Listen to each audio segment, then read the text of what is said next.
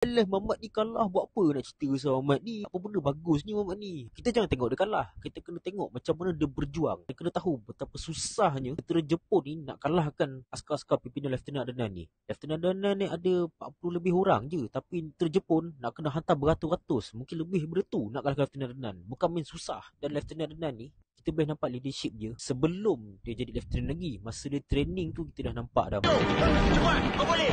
Cepat! Cepat! Dan kita boleh nampak macam mana dia inspire orang lain untuk berjuang sama macam dia. Tapi semangat ni mesti ada di sini. Kalau benar-benar nak jadi askar yang ikhlas. Dan dia dapat inspire orang bawah dia akan kelebihan orang bawah itu sendiri. Sejarah Melayu membuktikan kita pernah menakluk Nusantara. Kita mampu membina empayar besar, mampu membuat kapal-kapal besar. Orang lain nampak kelebihan kita, kehebatan kita. Sebab itu mereka takut bila kita nak menuntut hak kita. Dia menggunakan seluruh kelebihan tim dia dan menggunakan strategical thinking dan leadership dia dalam menentang Jepun. Maklumkan kepada semua anggota, saya akan panggil bantuan mortar. Tunggu tembakan pelatun daripada saya. Baik, Tuan. Pelatun, tembak di depan!